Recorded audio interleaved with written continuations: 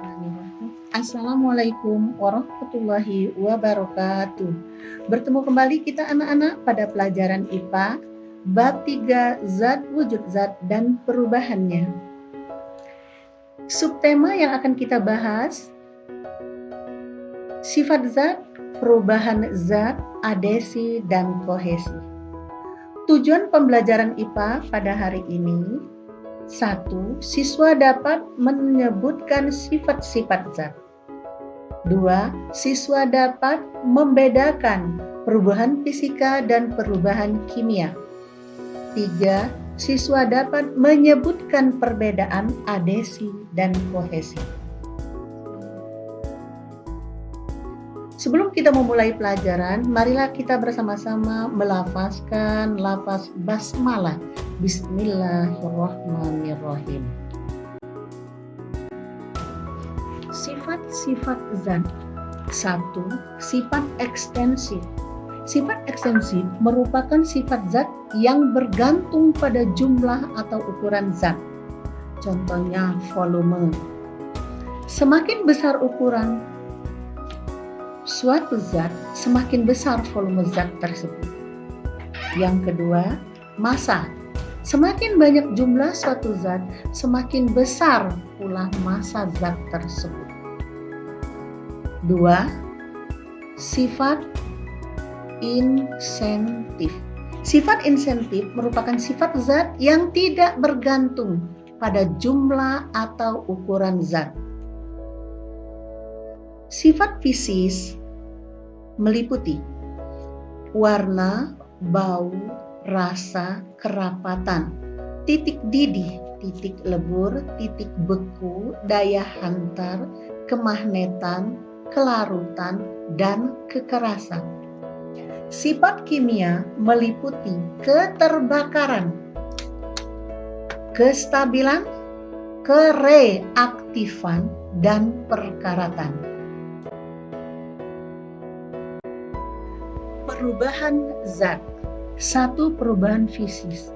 Perubahan fisis adalah perubahan suatu zat yang tidak menghasilkan zat jenis baru. Ciri-cirinya: A. Tidak membentuk zat baru. B. Zat yang mengalami perubahan dapat kembali ke bentuk semula. C. Perubahan hanya diikuti perubahan fisis. Beberapa contoh perubahan fisis. Perubahan bentuk, misalnya beras ditumbuk menjadi tepung, batu dipecah dengan palu menjadi kerikil, dan kayu dipotong-potong kemudian dirakit menjadi kursi. B. Perubahan wujud zat dapat kamu pelajari melalui pengamatan jelajah konsep 33 halaman 90.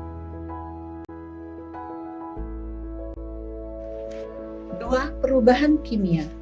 Perubahan kimia adalah perubahan suatu zat yang menghasilkan zat jenis baru.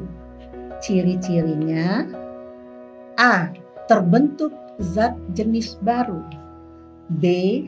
Zat yang berubah tidak kembali ke bentuk semula. C. Perubahan yang terjadi diikuti oleh perubahan sifat kimia melalui reaksi kimia. D.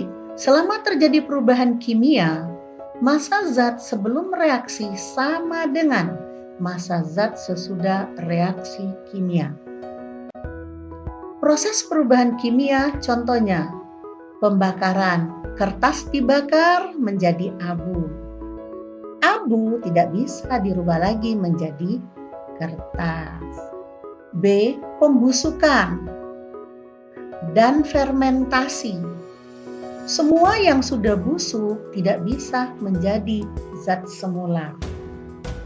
Fermentasi juga begitu. Kalau sudah terjadi fermentasi, maka tidak akan bisa menjadi benda atau zat semula. C. Perkaratan atau korosi. Semua barang yang terbuat dari besi akan terjadi pengkaratan. Kalau sudah pengkaratan, maka barang yang terbuat dari besi tadi akan rapuh secara perlahan lama-lama menjadi habis. Dalam perubahan reaksi kimia disertai dengan ciri-ciri sebagai berikut: perubahan warna, perubahan suhu, timbul gas, dan terbentuknya endapan.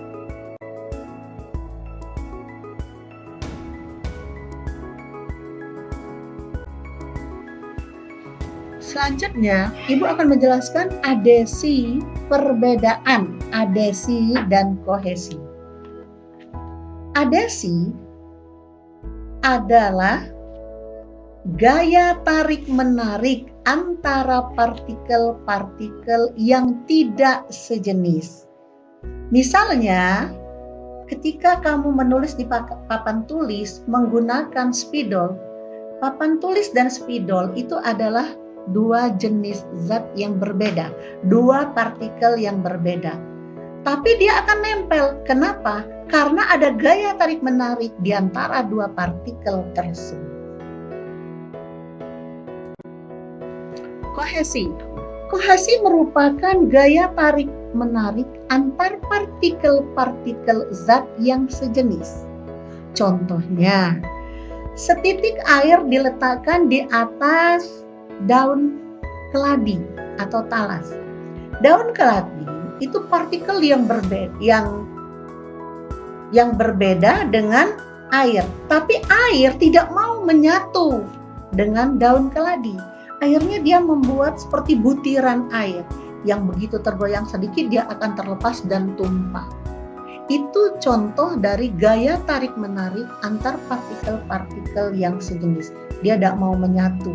Jadi dia sama dia, air sama air kalau di daun keladi.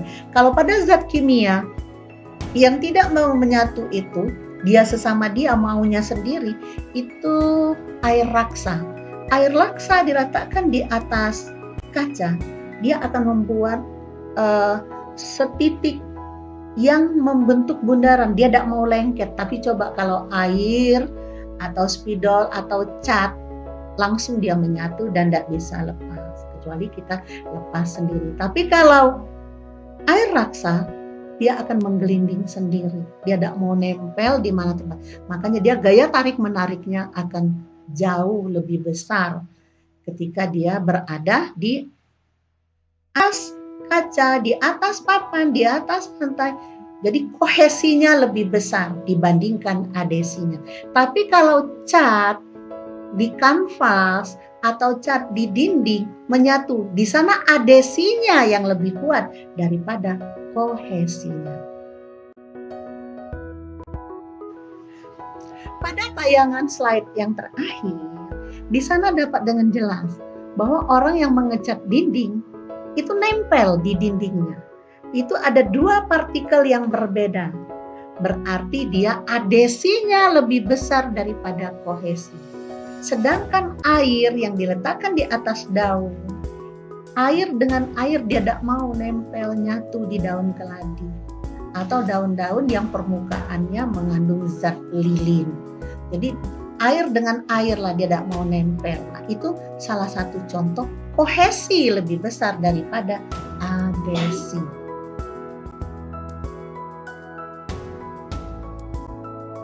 Demikianlah materi pelajaran hari ini tentang sifat zat, perubahan zat, adesi, dan kohesi.